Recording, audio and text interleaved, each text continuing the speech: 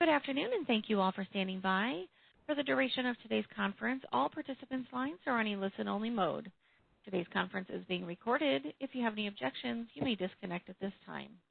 It is my pleasure to turn the call over to your host for today, Ms. Monique Dismuke. Thank you, ma'am. You may begin. All right. Thank you so much, Holly. Well, welcome, everyone, to our 2021 African American Black History Month event.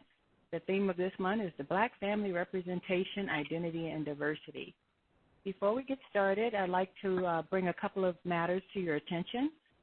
One, if you are dialing in to this event, you will be placed on mute, and so we won't have an opportunity. There won't be noise going back and forth, so you are on mute throughout the entire event. However, at the very end of the event, we will have an opportunity for audience questions. So if you have a question you'd like to ask of our panelists throughout the event, we ask you to please put that question in the chat function. That chat function is over to the right on your computer screen, so please feel free throughout the event to put your questions there, and when we have a few minutes at the end, we will open the session up to questions. We also have captions available, so again, if you're looking for the captions feature, please go to chat. There's a link there. You can click on the link, and it'll take you into the captions. Finally, thank you for joining us today. We will begin our program in just a second. Now I'd like to turn this over to our turn it over for opening remarks to the Office of Civil Rights Acting Director, Mr. Larry L. Beat. Thank you, Monique. Good morning for some of you, and good afternoon to everybody. On behalf of the Department of Commerce, Office of Civil Rights, I want to thank you for joining us today. My name is Larry Beat. I'm the Acting Director for the Office of Civil Rights, as Monique just said. It is my pleasure to join you this afternoon for this special event in honor of African American History Month, which runs throughout the entire month of February. This year's theme, as Monique just mentioned, is the Black Family, Representation, Identity, and Diversity. This is just a wonderful theme. It really presents us with an opportunity to explore and reflect on the many meanings of the word family through the historic lens of the African American family. The concept of family stands at the heart of all human relationships, and they represent the ties that bind people together by race, blood, social affinity, national heritage, and religious conviction.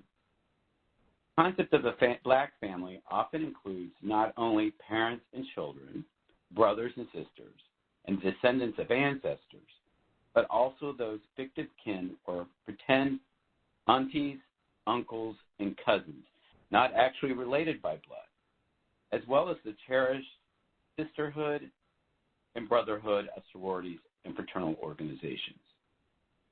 The Black family theme provides a window into the African American experience over generations. Family stories, images, and traditions have long inspired and mobilized African Americans in their quest for racial equality, social justice, and self-determination. The march of time has proven that the Black family represents the perseverance and the resilience that has brought African Americans through centuries of enslavement, Jim Crow laws, and glaring racial inequalities and dangers that linger into our time. Today we bring together a group of panelists who will share their story as it relates to this beautiful theme of family. Our panelists are a diverse group of dedicated employees of the U.S. Department of Commerce, and they are our colleagues. Their poignant stories will enlighten and inspire while providing insight and appreciation of this theme, the Black family, representation, identity, and diversity. Once again, thank you for joining us for today's event.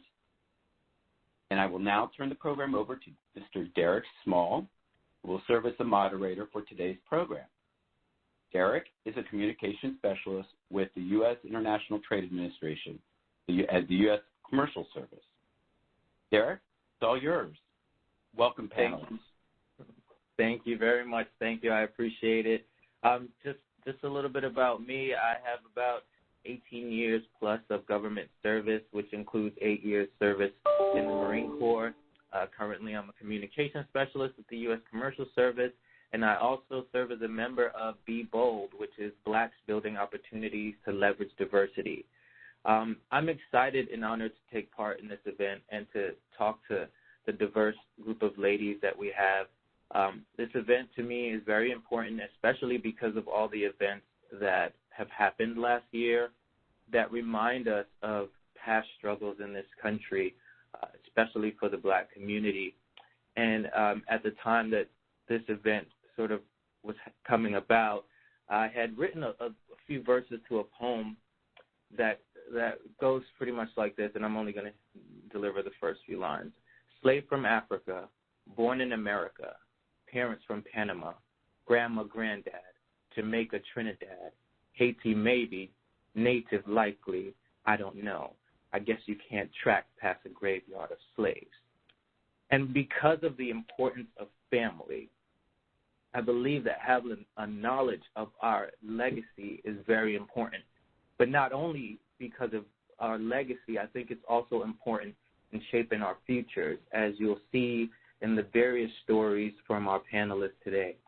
So I'm happy to have with us Carrie Ann Turner, a communications specialist with the National Marine Fisheries Services Office of International Trade and Seafood Inspection, Michelle Robinson, an economist with the Bureau of Economic Analysis, Cecilia Kaiser, Director of the Office of Financial Internal Control, Travel and Travel Management Division, Jacqueline Deschamps, a business specialist with NIST Balbridge Performance Excellence Program.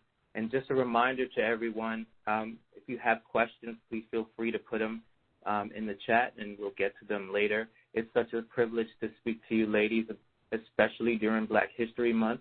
And hopefully, these events that go on throughout Department of Commerce throughout the year, and that we continue to use and to employ diversity throughout all of our categories that we see. We'd like to get started with Carrie. Thank you. I'm happy to have you here today, happy to speak with you. Maybe you could start by telling us a little bit about what you do with the Department of Commerce. Hi, everyone. Again, my name is Carrie Ann Turner. I go by Carrie. I am a communications specialist within NOAA Fisheries Office of International Affairs and Seafood Inspection. Part of my function within the office is to help develop, implement, and coordinate various communication strategies for our office in terms of international fisheries priorities. So a lot of the work that I do is assisting our policy teams and various stakeholder engagement for programs like the import provisions for the MMPA, the Marine Mammal Protection Act, and also trade monitoring programs like the U.S. Seafood Import Monitoring Program known as SIMP. In terms of Department of Commerce, I have been a federal employee for about a little over a year. I've been a federal contractor within the National Marine Fisheries Service for about 5 years altogether. Wonderful. Thank you. Happy to have you here. So tell us a little bit about your upbringing. Maybe share a story of an experience, achievement, accomplishment, or something that someone you know had. Tell us something about you. Well, I come from a large family, including myself, 5 kids, my mom and my dad, and I am part of the what is considered the African diaspora, and that is the descendants from the African descendants that were moved around through the slave trade through various parts of the world. My family can be traced back. Our slave descendants were traced back to West Africa, and so they came to the Caribbean. And so I immigrated from the island of Jamaica to the United States when I was about 6 years old. and we landed in Brooklyn, New York. It's various challenges growing up, but quite a few achievements. My family, my parents worked incredibly hard to ensure that we had a good life. It was a bit of a change coming from Jamaica to New York City, and that assimilation process. But their greatest achievement for us that they were able to see, both my mom and my dad, that all of their 5 children went to college and graduated with honors. And so for them, that was quite an achievement. I think they were more excited about the fact that we're all quite involved in various causes in civil and public service. All my siblings, whether it's federal, city, law enforcement, community, we are all working within some form of public service. So that aspect of really starting over and being able to integrate into the American fabric, that was quite important for them, and they were quite proud of it. Right, that's a great story. I'm a Brooklynite myself, so I have a lot of experience growing up around Caribbean people, especially Jamaican people, Trinidadian people, and I can tell that there was some struggles assimilating. Could you talk about that a little bit? Even though I'm certain that you honor and know that you're obviously a part of the Black community, there is sort of a slight difference, right? And what do you think about that? I mean, I guess when we originally came, it was quite,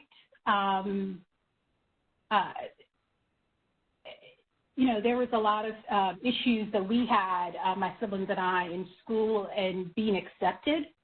And so my parents, particularly my mother, took a different approach, which she really wanted us to survive and thrive. And, as a mother, having seen her children come home each day with really just stories of being isolated, the approach was to really scrub a lot of those connections, mainly linguistically, just for us to assimilate easier.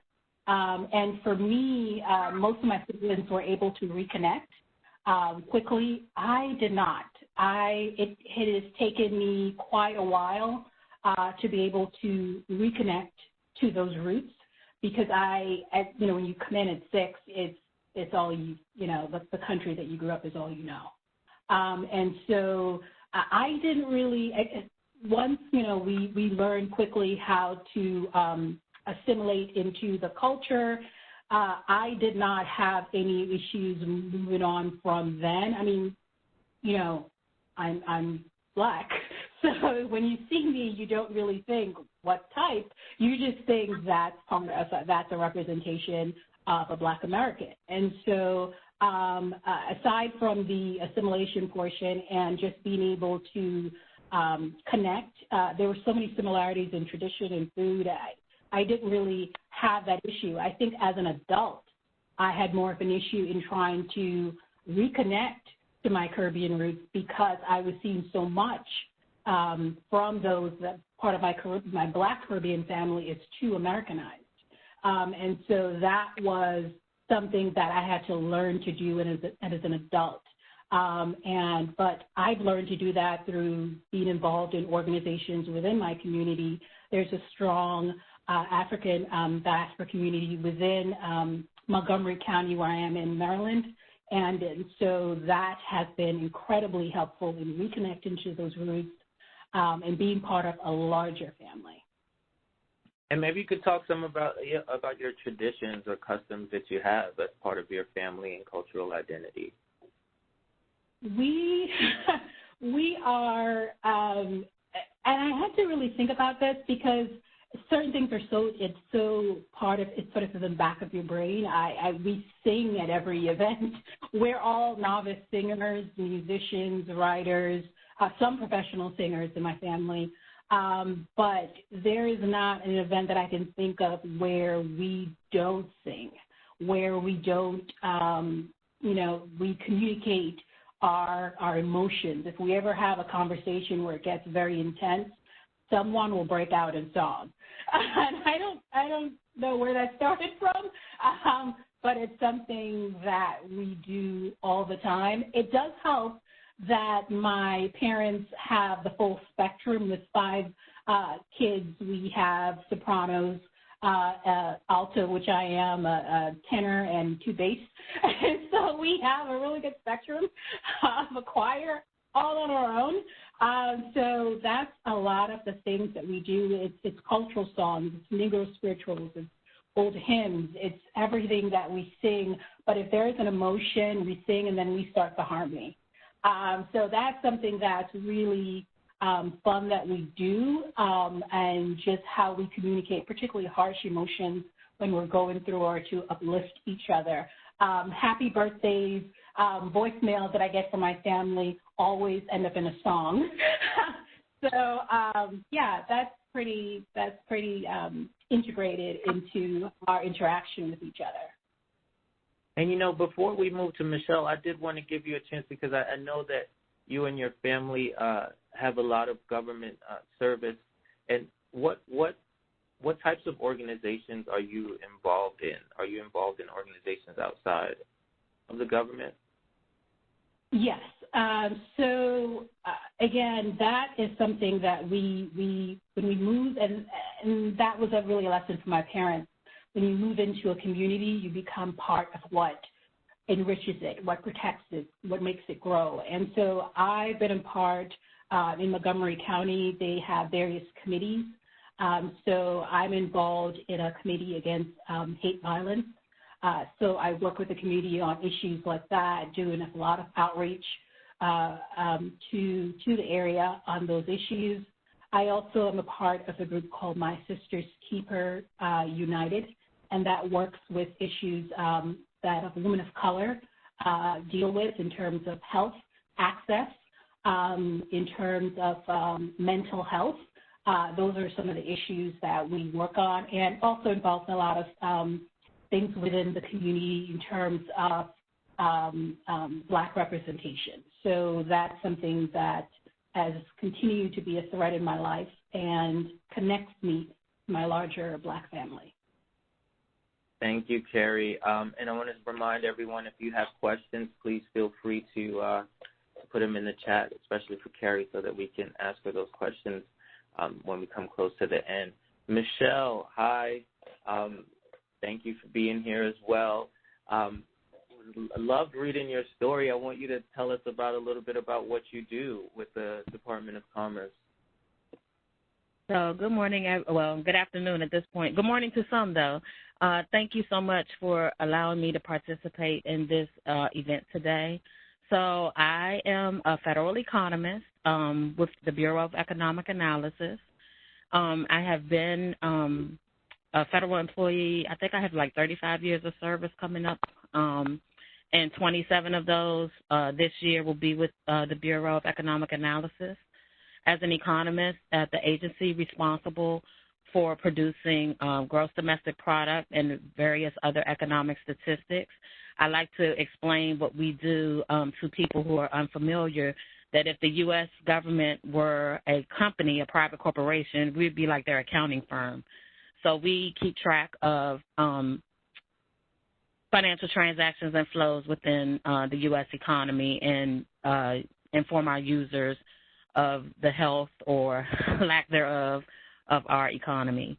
I'm a product of a HBCU, a proud graduate of Howard University, so repping up the HBCUs, and have been involved in our diversity efforts at BEA. So initially when I first started, BEA had a lot of diversity initiatives based on Ronald Brown, who was Secretary of Commerce at the time. So I was involved in those efforts and also participated in the Department of Commerce's Diversity Council that was stood up at that time. And we've kind of come full circle. BEA recently revamped our diversity efforts. and I serve now as co-chair of our Diversity and Inclusion Council, and I'm very happy to kind of come back full circle to work that I began as a young economist at BEA. You know, I was curious about what prompted the creation of the Diversity and Inclusion Committee. Honestly, I'm not exactly sure what prompted it to come back. Initially, when we first started those efforts back in the late 90s, it was due to a mandate from, at the time, Secretary Ron Brown, who kind of mandated all of the agencies and bureaus within Department of Commerce to work on diversity efforts based on 7 tenets that he put out. I don't have them all memorized, but if you go to BEA.gov, or actually you probably can Google it and find out what those 7 tenets were. But I believe just recently there's been more conversation about diversity and inclusion efforts within the department, and I think BEA just kind of took up the mantle and picked up our efforts once again. So our recently revamped Diversity and Inclusion Council was stood up, I want to say it was a call for volunteers maybe in the fall of 2018. So we've gone through a full 2-year cycle, which is the terms of most of our members. And it's been a great experience being able to be involved in this work and try to make our workplace a more inclusive environment for all. Okay. Do you what drew you to federal service? Honestly, it's a funny story, and I say it often, but I grew up in the Washington, D.C. area, and as you know, federal government is a major employer for people in the general area, and I have a history of family members who have been federal employees. I had a sister who works for the Postal Service. I had 2 sisters who worked at HHS. My uncle who raised me worked for the government printing office. And so my mom used to always say, girl, get you a good government job, and you can't go wrong with that. And I don't know if that kind of subconsciously stuck with me all of those years. But when I was in high school, I took the civil service test like many of my friends and peers, and started out in government as a clerk typist because back then, you know, you took typing as a class in school. And so I had speed with it and was able to get a job, and that's how I actually initially got my foot in the door of federal service for the first time. Although prior to that, as a resident of Washington, D.C., starting at the age of 14, I participated in Mayor Berry's Summer Youth Employment Program, and just so fortunately always had office jobs each summer. So I don't know, I guess it kind of just stuck with me, and I continued in government service kind of ever since. Okay, tell us a little bit about your family. Well, my direct family as a grown adult, I'm the mother of 4 wonderful boys, even when they drive me crazy. And part of my wanting to be a part of this event today was to share what is kind of an unusual story as the life of a hockey mom. So my son, my second oldest son, decided, I want to say, well, okay, let me backtrack a little bit. He's the most naturally athletic out of all of my boys. So he's the kid that wanted to try everything. And as a mother of 4 boys, you know, that's not always financially possible. So luckily, I live in PG County, and we have a very robust parks and planning program that offers all types of activities, sports-related and otherwise. So anytime he would say, oh, Mommy, I want to do this, we would quickly look at pgparks.com to see if they offered a class or a session or something. So he's done everything from flag football to playing intramural basketball with our local community center. But then when he said hockey, I was just like, oh, Lord, but where are we going to do that? And funny story, we literally live like 5 to 10 minutes from an ice rink, but because it was never on my radar, like I didn't grow up ice skating, not even really roller skating for that matter.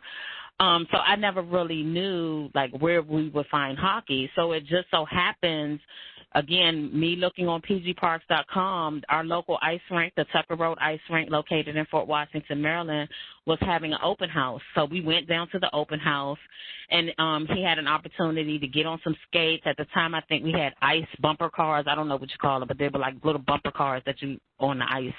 And it was a great experience. The figure skating team there put on a performance, and we got to skate for free around the ice rink for like an hour, and it was a great experience. And as we were leaving, I saw a flyer that said learn to play hockey, and I was like, boom, there you go, Drew, there's your hockey. So we ended up signing up for the class. I want to say it started maybe in March of that year, and by that fall, maybe September or so, the ice rink decided to put together a developmental youth hockey program. And so that's how we started in hockey. He's a founding member of the Tucker Road Ducks Youth Ice Hockey Program, and I'm proud to say he's the sole remaining founding member that is still with the team. Our rink in 2017 suffered a devastating fire that shut down our rink, but fortunately, because of the partnership we have with our park and planning staff and outreach from the community, we were able to keep the team going, using ice time from other rinks as needed, because obviously our rink was unavailable. But I'm also happy to say that we helped to advocate for the rebuild of our ice rink, and we should be opening in summer of this year. So I invite you all to come out and check out the new and improved Tucker Road Ice Rink, home of your Tucker Road Ducks.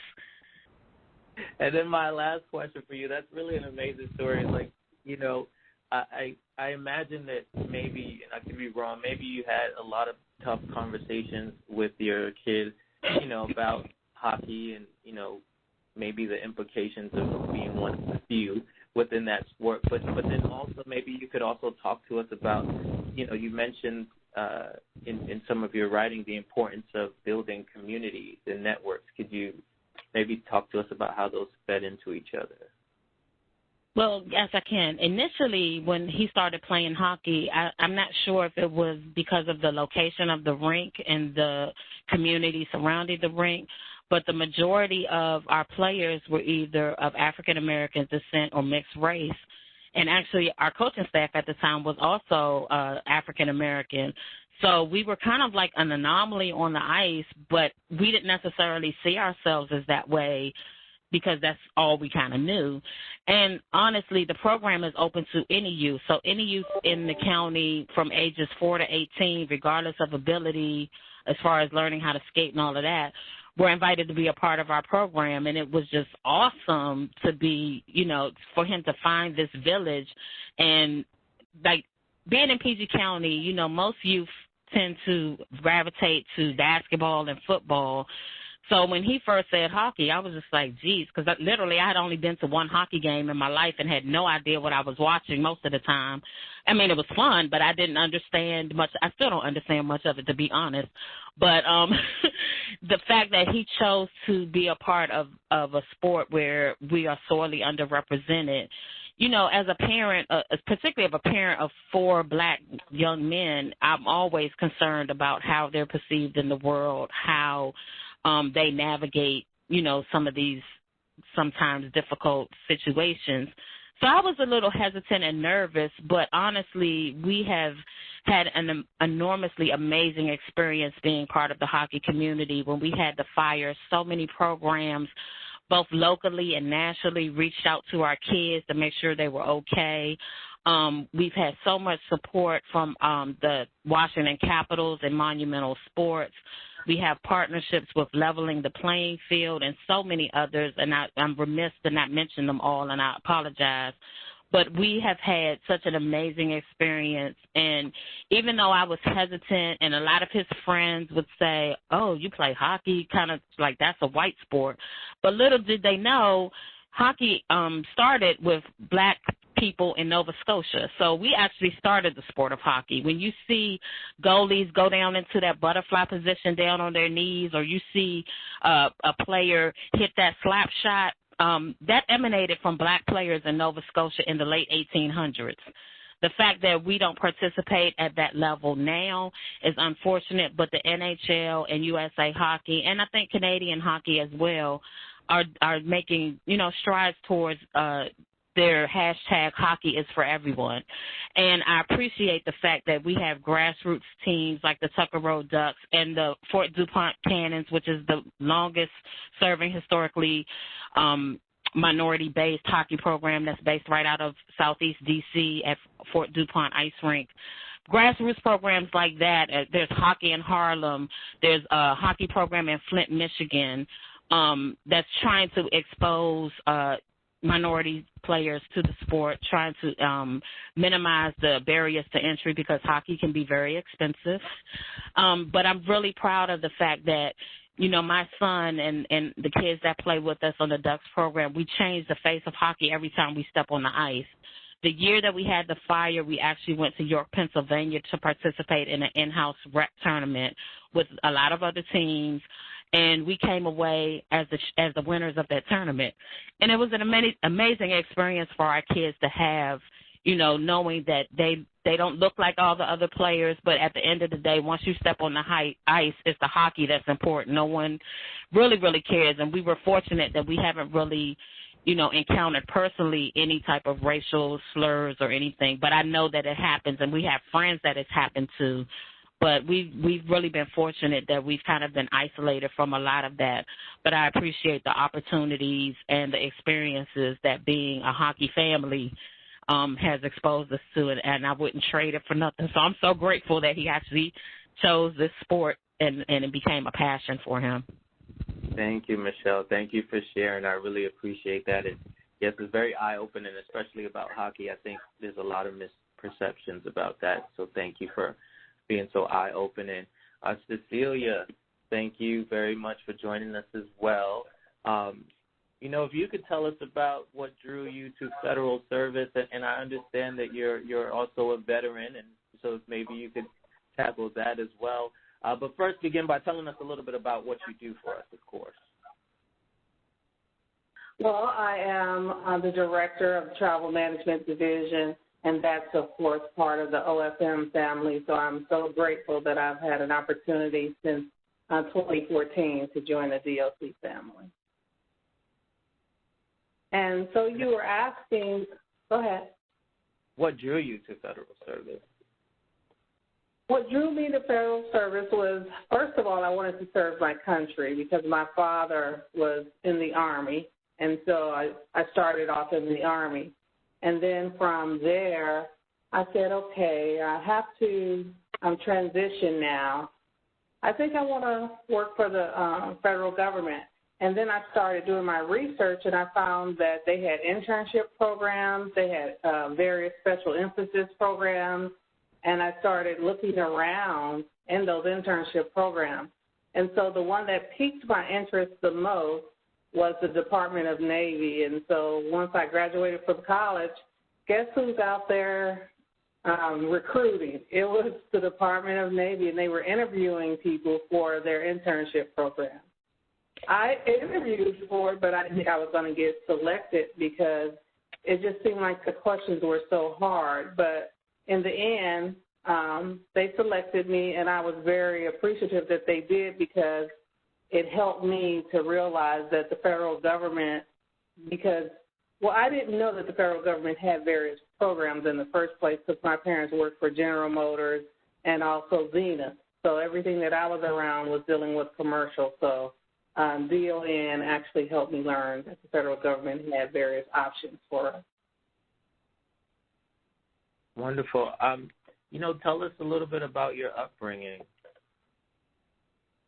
Wow, that's a good question. My upbringing, I actually grew up in a neighborhood that started off as a multiracial neighborhood.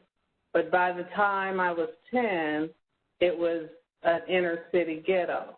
And so I transitioned from being in a multicultural neighborhood to an inner city that had problems with gangs and violence and things of that sort. And so some of the things that I dealt with, most people didn't, or the ones that I've talked to haven't. I actually had to fight to go to school.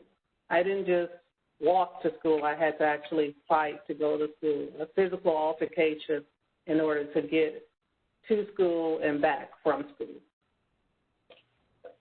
And there's more to your story too. If you could share a little bit, as I understand your relatives, maybe talk a little bit about your relatives.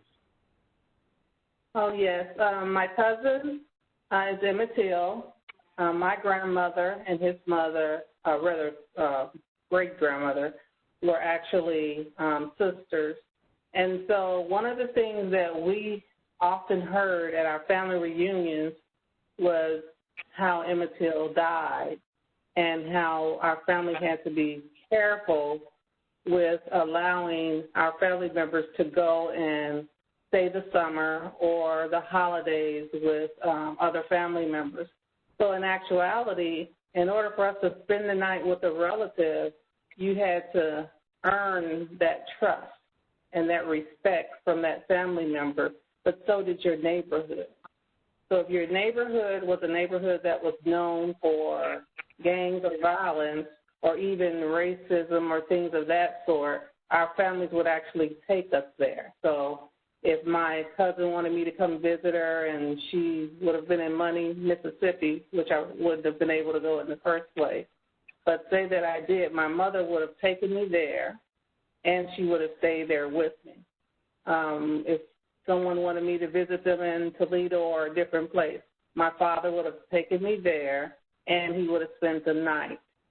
So as people learned about Emmett Till, because Emmett Till was on our mother's side, they understood on our father's side. It wasn't my mother being funny acting. It was actually her being protective of us. She was very protective of us because of what happened to Emmett Till. Because remember, when Emmett Till died, he had only been 14 for a month. So he was born in July, but when he was lynched, that was in August. And so he had only been, like I said, 14 for a month. So that meant that now at the family reunions that we have, which we have those every year, is usually the second Saturday and Sunday of the same month every year. That's some of the things we'll talk about. We'll talk about historically how Emmett Till died and how his mother, Mamie, said, I need for his casket to be open because I need for the public to see what was done to my baby. Not just a black young man, but a teenager, and she wanted everyone to see it. And that's why in Chicago now they have a park in remembrance of him. I really love how the African American Museum actually has a memorial to him. When I went there, it was so emotional for me until I kept going in and out to look at the various things, because all I could think of was this not only as a relative, but this was a 14-year-old young man who encountered the very things that my father encountered, which caused him to join the military. My father actually had to leave Mississippi because of the hatred and the racism that he was dealing with. And so as we were taught this, when I went away to college, one of the things that amazed me was how even in Chicago, they were still known for having their problems with the various hate crimes.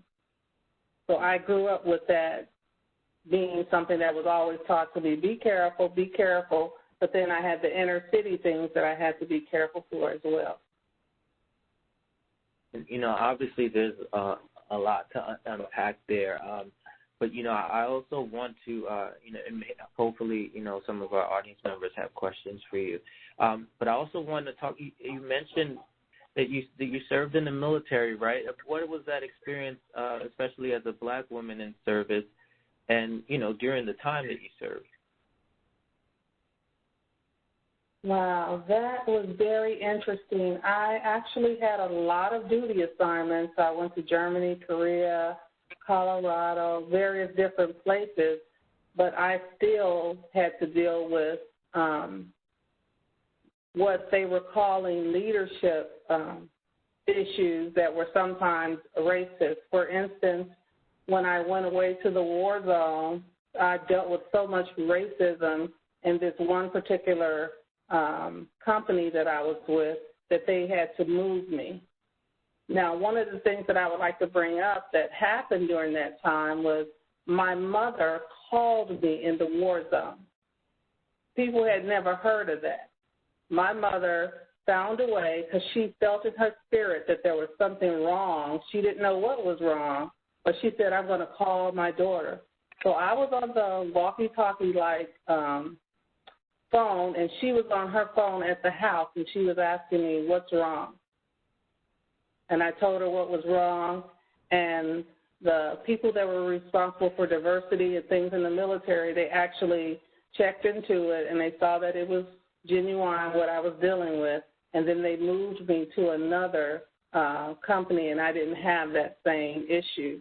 But I can truly say that I did deal with that as a woman, and I did deal with that as a black woman, but what it did was it did not make me want to do things less. It actually provoked me into being an overcomer. I was like, no, I'm going to get past this. I'm going to get past this. Oh, no, you're not going to stop me. And I would find ways to get motivated to get past whatever that struggle was or whatever that hindrance was. And I'm still that same way. Cecilia, thank you so much for sharing your story. I truly appreciate it. Jacqueline, I'm very happy to talk to you today, and maybe you could tell us about yourself and what you do. Hi, thank you so much, Derek. It's a pleasure to be here. Today, I am a business specialist at the National Institute of Standards and Technology for a program called the Baldrige Performance Excellence Program. And I get the esteemed opportunity to educate organizations on performance excellence management using the Baldrige framework.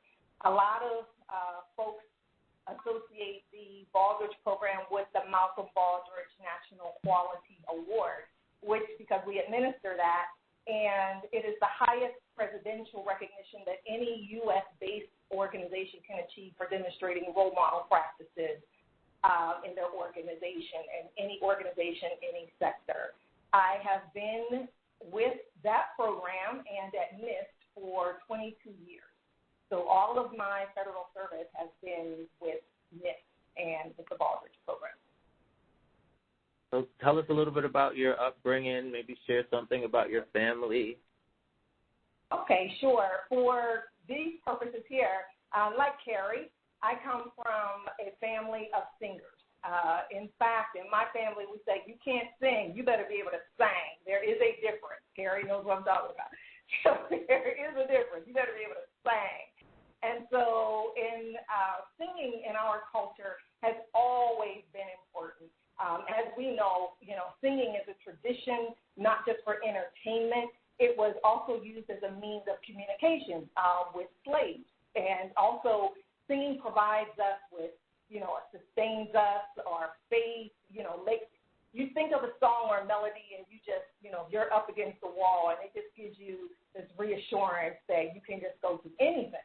So on slave ships, the slaves, they used to sing to try to identify if there were other people from their tribe on the slave ship. So they would sing out in their tongue, and if they got a response back, they knew there was someone from their tribe that was there. Harriet Tubman used song and singing when, having people on the Underground Railroad to convey messages. So if you got a message, slaves, what are they called? The slave patrol and their dogs were coming after you. You might hear a song that says, wade in the water, children, wade in the water. God's going to trouble the water. That meant that they were on your trail, okay? And so head to the water, head to the river, so that the dogs could lose their scent. Or you could hear a song like, swing low, sweet chariot, coming for to carry me home. Swing low, sweet chariot, coming for to carry me home. That was a message that someone was about to escape from the plantation. So while the slave owners thought that we were entertaining them or just trying to get through the days plowing and working in the fields, we were actually sending messages. But as it pertains to my family, the singing started with my maternal grandmother, and both of my parents sing. And my grandmother had this extraordinary singing voice. And she would always, and she loved to sing. She sang every waking moment. So going to my grandma's house, you just knew you were going to hear her sing. And after a while, you know, you get used to it. You know, it's just the way things are. And my grandmother had a saying. She said she loved singing so much that she'd rather sing than eat. And, you know, she was phenomenal. She was known in southwestern Pennsylvania for her singing, and that's where my family comes from. And she was invited to sing in just about every church in southwestern Pennsylvania. And although she was not as famous as, say, her contemporaries of Mahalia Jackson, Rosetta Thorpe, Della Reese, none of them, but in that small area, she was the Mahalia Jackson. She was the Della Reese. She was the Rosetta Thorpe. And people would come to hear her sing, and, you know, we'd be going with her, and people would come to hear her sing, and she would pack out the churches. I mean, just pack them out. And it got to the point where they had to put her on the program's lap, because after people would hear her sing, they would leave. And so it wasn't fair to the other, you know, performers, you know, that were there. And so, you know, singing was just something that's always in our family. Every opportunity, whether it's a family dinner, reunion, funeral, whatever it is, you're going to hear song in my family. My mother sang in the choir. In my family, we say if you can't sing, there's no way you can be related to us. So that's what we say. And my mother sang in the choir. My father came from the South. And so there's another story behind that. And in the South, there were quartet singers. But when he came to Pennsylvania, there were no quartets, not that style of singing. And so my father was used to hearing, you know, quartets from groups like the Dixie Hummingbirds and the Sensational Nightingales and the Five Blind Boys. And so what he did is that he formed his own quartet and taught the gentlemen how to sing. There's a certain sound, because quartets have a certain sound and it's a cappella, so you got to get that thing right, okay, in order for it to sound right. So singing is huge in my family. One of the greatest, in fact, the greatest compliment I ever got was when a woman heard me sing a song my grandmother used to sing, and she walked up to me afterward and said, you know, I've never heard that song sung like that since I was a little girl. And she went on to talk, you know, and she was describing this, and I said, well, the woman you're talking about, you know, was my grandmother. And she looked at me and she paused and she said, of course you are. You know, and that was just the greatest compliment I have ever received, because, again, my grandmother just gave back through her singing, and it just made such a difference in people's lives. That's such a wonderful story. Very, you know, but you also have something about your father that you could discuss. And I know you want to sing a song, right, as well. Is that true? You're going to sing something for us, or did we just receive those songs? Not really. It's just going to be just a line at the end, so we're not going to okay. Okay. No, but the story of my father, and we're talking about one of the questions or challenges, as we've asked the other panelists. And for my father, he grew up at the Jim Crow South in North Carolina. He only has a sixth grade education because he was forced to leave school to help his family, you know, sustain his family and work in the fields and whatnot. But my father was falsely accused of kissing a white woman. And, you know, that was a death sentence back then. And so my paternal grandmother sent him away. And for, you know, I can't get into all the details, but he ended up in Pennsylvania in a place where he knew no one. He had very little money and just, you know, very limited education. My father took on any work that he could find, which would be whether it was mowing people's lawns or, you know, washing cars, whatever, because he had to survive. And he learned the skill, and there is a skill, washing walls and scrubbing floors. And what he did was he would go to wealthy communities, and he would do this, perform this service in their homes. And my father had a great personality, and, he did his job exceptionally well. My father always did whatever he did exceptionally well. And so they would, tell their friends that he would get more work and so on and so forth. Well, he befriended one of the business owners in the town who knew someone who needed stores. It's like big box stores, what we call big box stores now, an appliance chain of stores, and they needed their floors, maintained. And so he asked my father, would he be interested? My father, of course, said yes. He went in, he performed his work, and he did it very well. And so he got one store, then the next store, then the next store. And before he knew it, over time, my father was able to contract for 17 of these 30 stores.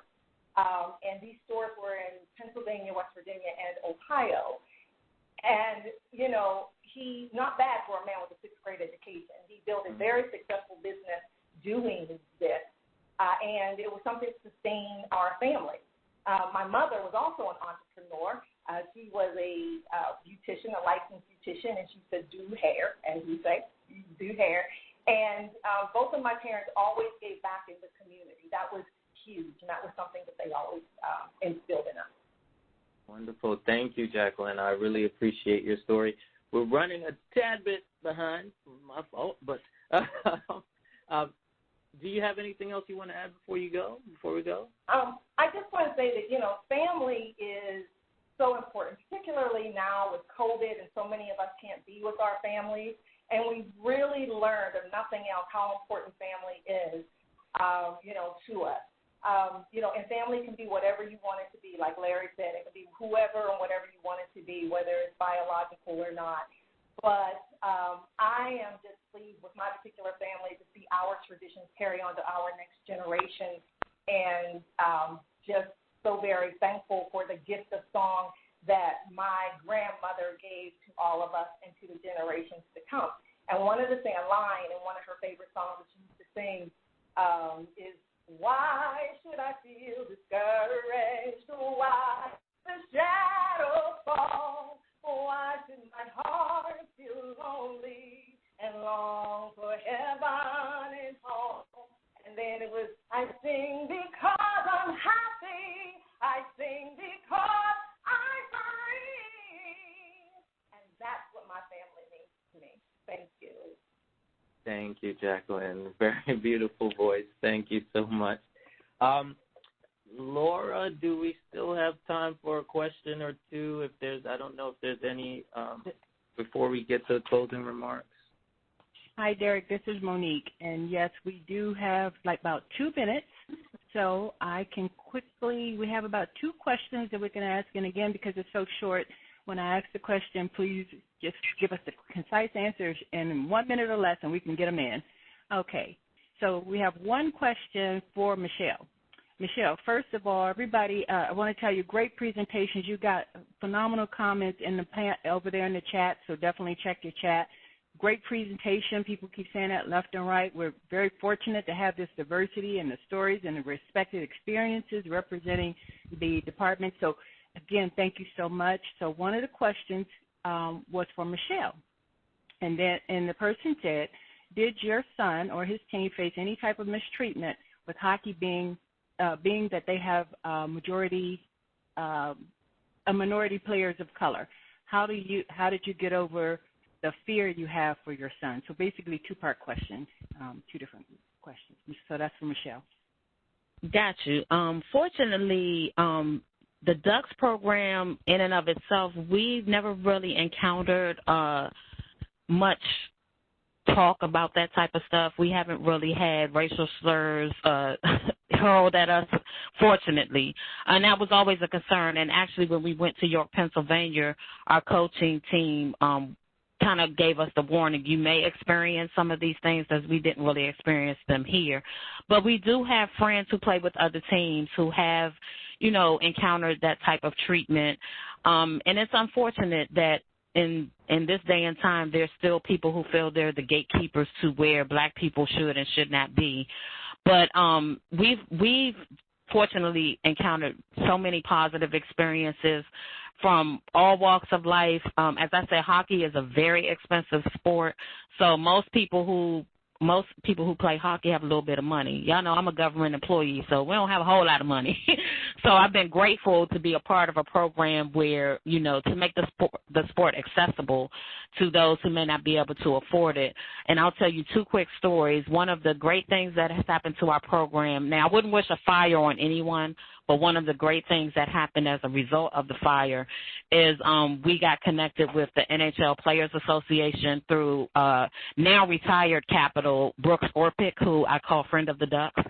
So I'm the Facebook administrator for the Ducks page, and he liked something or commented on something, and I was like, that can't be the real Brooks Orpik. Surely someone's trolling.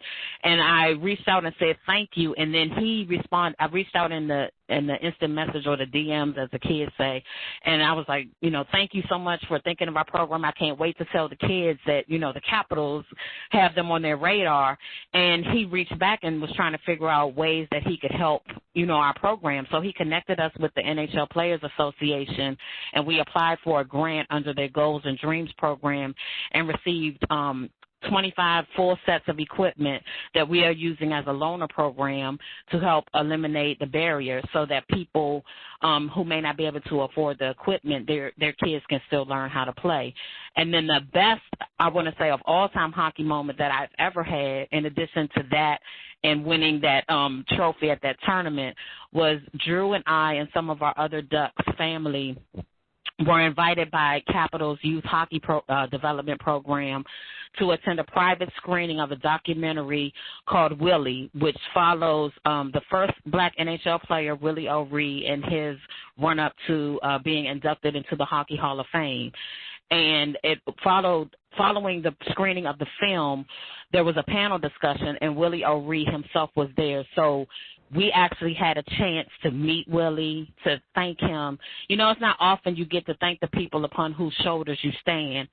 So to have that moment with my son, I'm getting emotional just thinking about it, but to have that moment with my son, to be able to thank someone who's opened the doors for so many players of color, and the fact that at 85 years old, he is still involved as an NHL diversity ambassador and making the program accessible to other children of color and normalizing our presence in the sport has just been amazing. And Drew's had the opportunity to be a hockey coach. He'll be going this summer to work with Sports International Hockey Academy all across the Northeast. So he'll be going to Pennsylvania, New Hampshire, upstate New York as a hockey coach for summer camp sessions. And so he's normalizing his appearance, normalizing the fact that, we're there. It helps people of color, but it also helps people that are not of color to realize that, it's normal for a player of color to be there. So I'm so appreciative of the experience and been fortunate that we haven't had any problems, thankfully.